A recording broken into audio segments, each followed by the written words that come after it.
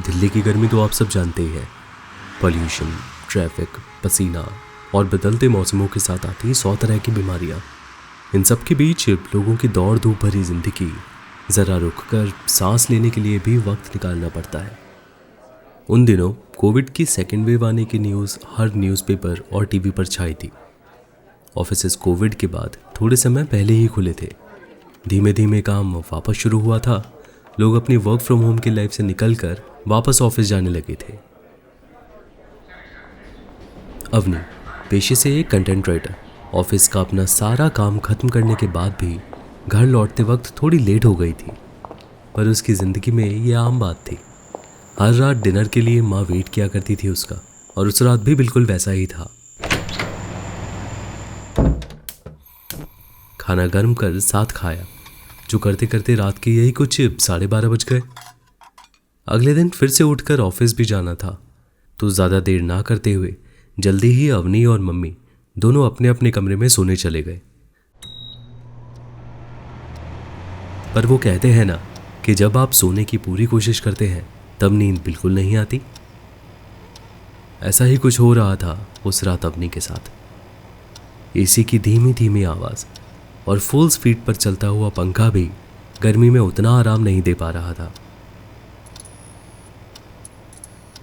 खिड़की से छन कर आती स्ट्रीट लाइट की रोशनी कमरे में लंबी लंबी परछाइयां बना रही थी।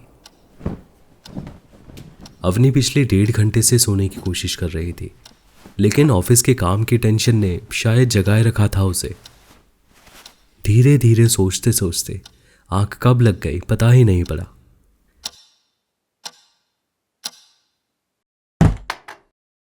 तभी अवनी की आंख किसी आवाज से खुली।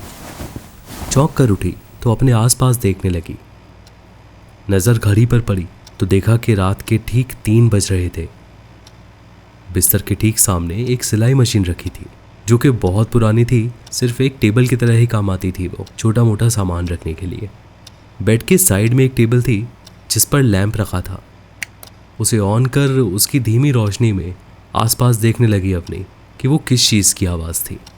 नज़र नीचे पड़ी तो टेबल के ठीक सामने नानी की फ्रेम्ड फोटो गिरी हुई थी। अवनी ने पंखे को देखा, शायद हवा से गिर गई होगी। उठ के नानी का फोटो फ्रेम उठाया। फ्रेम वुड का था जिस पर नक्काशी की हुई थी, जैसे पुराने ज़माने में होती थी। अब वो फोटो ही थी जो नानी की आखिरी याद बनकर रह गई थी। अवनी ने फोटो को वापस वही टांग दिया, और इस बार ठीक से टांगा, और सोने के लिए बिस्तर पर वापस आ गई।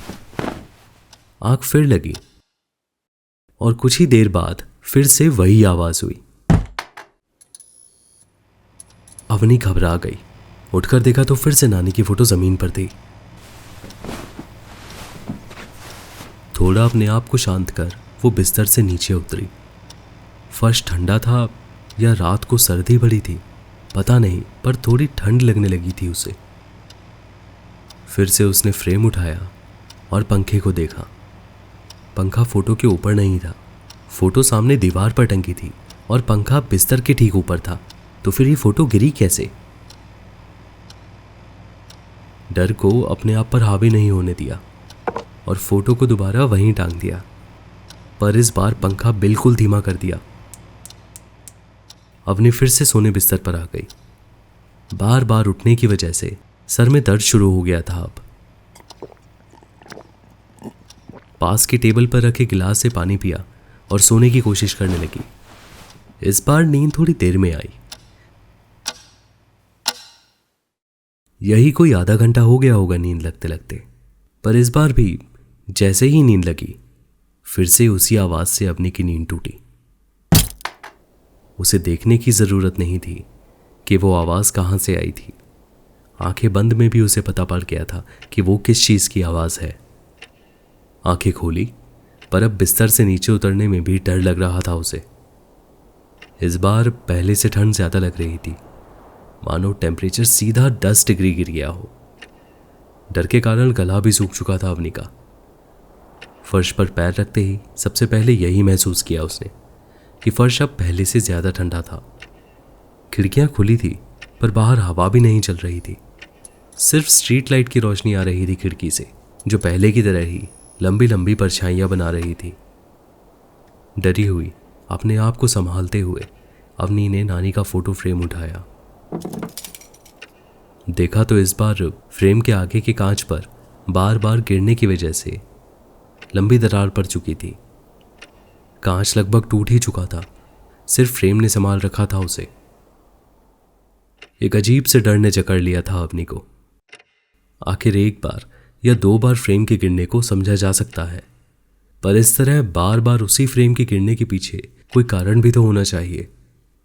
उसने इस हादसे को इग्नोर करना ही ठीक समझा और बिना देर किए उस फ्रेम को कमरे में जो मंदिर बना था उसमें भगवान की मूर्तियों के पास रख दिया।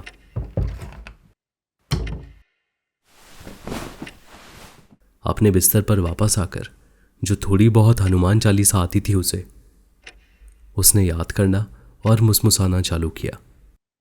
ऐसे अजीब हादसे के बाद नींद तो आ नहीं रही थी उसे, पर हनुमान चालीसा पढ़कर और फ्रेम को मंदिर में रखकर थोड़ी शांति महसूस कर रही थी अपनी।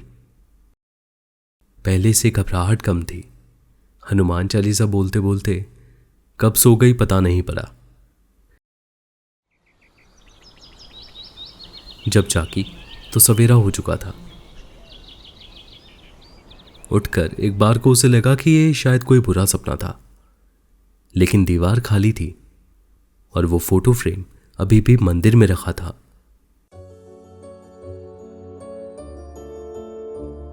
सुबह थोड़ी लेट उठी थी अपनी, उठकर बैठ गई। पिछले रात जो भी महसूस किया था अपनी ने उसे बस एक बुरा सपना समझकर भूल जाना ही ठीक समझा।